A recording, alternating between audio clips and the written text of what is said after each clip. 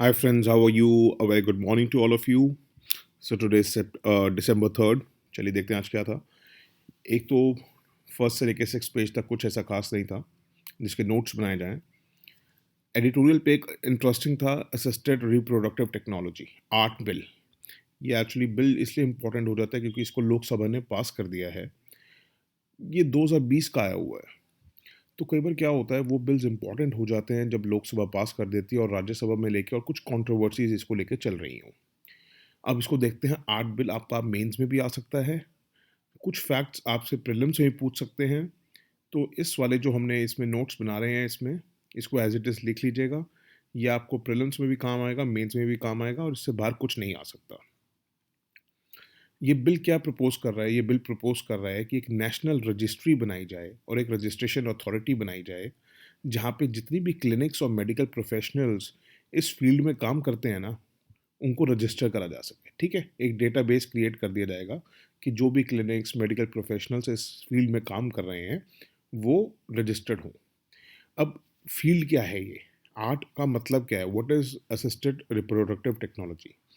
In short कहूँ तब अगर हम ये चाहते हैं कि प्रेगनेंसी जो है ऑब्टेन हो आउटसाइड द ह्यूमन बॉडी। ठीक है, अगर हम प्रेगनेंसी जो है ऑब्टेन कर रहे हैं आउटसाइड द ह्यूमन बॉडी के बाहर प्रेगनेंसी हम ऑब्टेन कर रहे हैं, उस टेक्निक को कहा जाता है आर्ट। इसका नाम खुद देखिए आप, असिस्टेड। अगर आप किसी भी रिप्रोडक्शन को असिस्ट कर रहे हैं, तो असिस्ट अगर आप कर रहे हैं दैट मीन्स आप उसको बाहर असिस्ट कर रहे हैं उसको, तो उसको टेक्नोलॉजी को बाहर रखा के आप जब ऑब्टेन कर रहे हैं तो उसको बोला जाएगा आर्ट। ठीक है, इसमें क्या होता है कि या तो मेन के स्पर्म या जो और साइट्स होते हैं इमेच्योर एग सेल्स, उनको ह्यूमन बॉडी के बाहर रखा जाता है, उनको एम्ब्रॉय बनाया जाता है। उसके बाद उस एम्ब्रॉय को रिप्रोडक्टिव सिस्टम में वुमेन के डाला जाता है। तो उसको हमने बेसिकली बाहर असिस्ट करके फिर डाला है again in the human body. तो इस वजह से कहा जाता है आर्ट। एग्जाम्पल्स दिए हुए हैं इसमें। इसमें चाहे गेमेट डोनेशन हो, इन विट्रो फर्टिलाइजेशन हो, जेस्टेशनल सरोगेसी हो। ठीक है, उसके बाद था कि ये जो द बिल प्रोवाइड्स फॉर जो भी आर्ट क्लिनिक है, जो ये टेक्निक यूज़ कर रही है क्लिनिक, और जितने भी आर्ट बैंक्स हैं जहाँ पे ये डोनर्स जाके अपना डोनेट करते हैं और उसको बेसिकली बैंक कहा जाता है, वो रजिस्टर्ड करना पड़ेगा आपको national registry of banks and clinics of India. ये इंपॉर्टेंट है। ये एक सेंट्रल डेटाबेस की तरह काम करेगा जिसके पास सारी डिटेल्स होगी कि कितनी आर्ट क्लिनिक्स काम कर रही है। गोरख धंधा तो नहीं चल रहा बेसिकली। जितनी भी एक्चुअल हैं, ऑथेंटिक हैं, उनको रजिस्टर्ड होना ज़रूरी है। उसके बाहर जो भी होगा वो उसको ऑफिशियल नहीं माना जाएगा। स्टेट गवर्नमेंट्स जो हैं वो अपॉइंट करेंगी रजिस्ट्रेशन अथॉरिटीज़। ये याद रखिएगा, स्टेट गवर्नमेंट प्रोवाइड करेगी रजिस्ट्रेशन अथॉरिटीज़, ताकि आप रजिस्टर कर सकें वहाँ पे। जो रजिस्ट्रेशन है, आपसे पूछा जा सकता है कि वो वैलिड होगा for an number of years या इन्फिनाइट पीरियड। ऐसा नहीं है। वो जो रजिस्ट्रेशन है सिर्फ वैलिड होगा 5 ईयर्स के लिए। उसको फिर रिन्यू कराना पड़ेगा फॉर फर्दर 5 ईयर्स। ये याद रखिएगा। कहते हैं स्क्रीनिंग जो होगी, जो गेमेट डोनर्स हैं, gamete donors means sperm donors हों या इसमें ओसाइट डोनर्स हों, जो अपना इनफर्टाइल, मतलब इनफर्टाइल कह रहा हूँ, sorry, I am really sorry, जो एग्स दे रही हैं। ठीक है, जो भी गेमेट डोनर्स होंगी, कलेक्शन स्टोरेज सीमेन की, provision of oocyte donor can only be done by a registered art bank. याद रखिएगा, जो भी अपने आप को रजिस्टर कराएगा वो ही कर सकता है, वही रिसीव कर सकता है, वही कलेक्ट कर सकता है और कोई नहीं। अच्छा जी, अब सीमेन किन किन से लिया जाएगा? सीमेन जो मेल से लिया जाएगा उनकी एज जो होनी चाहिए बिटवीन 21 से 55 तक होनी चाहिए। और जो ओसाइट से लिया जाएगा वो उन फीमेल से लिया जाएगा जो 23 और 35 ईयर्स के बीच की है। ये इंपॉर्टेंट है। और ओसाइट डोनर जो है वो वो कौन होना चाहिए? Should be an ever married women, याद रखिएगा। और उनका अपना एक अलाइव चाइल्ड होना चाहिए। ठीक है, मिनिमम 3 ईयर्स ऑफ एज, ये बहुत इंपॉर्टेंट है।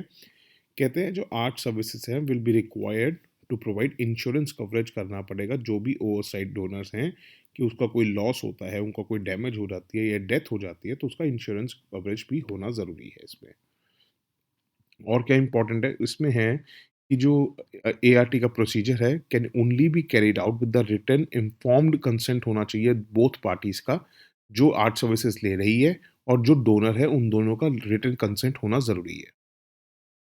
आप इस बार जो एम्ब्रायो इम्प्लांटेशन करी जाएगी, जब वो दोबारा ह्यूमन बॉडी में डाला जाएगा उसको, उससे पहले उसकी कोई जेनेटिक डिज़ीज़ तो नहीं है वो भी चेक करना ज़रूरी है।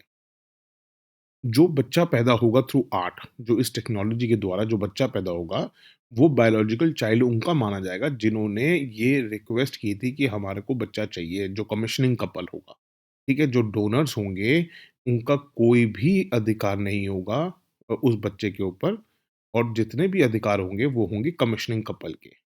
डोनर का कोई भी पैरेंटल राइट नहीं होगा, ये इम्पोर्टेंट है। इस बिल में ये भी प्रोवाइड किया गया है कि नेशनल और स्टेट बोर्ड्स फॉर सरोगेसी बनाए जाएँ, जो रेगुलेट करेंगे इस आर्ट सर्विसेज़ को, ठीक है? इससे ज़्यादा बाहर कुछ नहीं आएगा, इतना इम्पोर्टेंट है, ये नोट बना लेना। एक पेज 8 पे था कि कल्चर मिनिस्ट्री ने एक बेसिकली रिक्वेस्ट आई थी from the Odisha chief minister कि जो पाइका रिबेलियन हुई थी 1817 में, उसको डिक्लेयर किया जाए फर्स्ट वॉर ऑफ इंडिपेंडेंस। तो इस मैटर को अगर आपसे पूछ लेते हैं मेंस में, प्रीलिम्स के लिए इम्पोर्टेंट है पाइका रिबेलियन क्या है? पाइका रिबेलियन आप लोग अपने हिस्ट्री की बुक्स में पढ़ेंगे ही, तो बाहर इसको करंट अफेयर्स में बनाने के लिए अपने करंट अफेयर्स को नोट्स बल्कि करने की ज़रूरत नहीं है। बट ये ज़रूर कर लेना, जब आप पढ़ने लगो अपनी एनसीईआरटीज़ में से या बिपिन चंद्र में से, तो उसमें पाइका रिबेलियन जब आए तो थोड़ा-सा उसको ज़्यादा तवज्जो देना। अब इसको अगर मेंस में पूछा जाता है या आपसे इंटरव्यू में पूछ लेते हैं कि आप अगर आप ओडिशा से हैं इन केस, तो हो सकता है आपसे ये बात पूछ ली जाए। तो हम कहेंगे इसमें कि भैया मैटर को एग्ज़ामिन किया गया था। उन्होंने Indian council of historical research जो है अंडर एजुकेशन मिनिस्ट्री, उनसे कंसल्ट किया कल्चर मिनिस्ट्री ने, बट उनके कमेंट्स ये आए थे कि पाइका रिबेलियन को जो है फर्स्ट वॉर ऑफ इंडिपेंडेंस नहीं कहा जा सकता। हाँ, हिस्टोरिक पॉइंट ऑफ व्यू से जो पाइका विद्रोह हुआ था, जो 1817 से 1825 तक चला, उन्होंने एग्ज़ाम्पल ज़रूर सेट कर दिया था, जो बाद में लोगों के बड़े हेल्प हुआ और लोगों ने इसकी मदद से, लोगों ने इसके रेफरेंसेस से आगे के वर्ल्ड वॉर ऑफ मतलब फर्स्ट वॉर ऑफ इंडिपेंडेंस में मदद की इसने, बट इसको वॉर ऑफ इंडिपेंडेंस नहीं कहा जा सकता। तो आपसे इन केस अगर आप उड़ीसा से आपसे पूछ लेते हैं, तो आप कहेंगे कि नहीं सर, ऐसा हुआ था कि कल्चर मिनिस्ट्री ने इसको कंसल्ट किया था Indian council of historical research के साथ, और काफ़ी स्टडीज़ करने के बाद उन्होंने ये कमेंट दिया था कि हम इसको इंक्लूड नहीं कर सकते। ठीक है? तो आज इतना ही था for notes. That's it for today. Thank you so much for listening. Have a good day. Bye. Take care. God bless you all.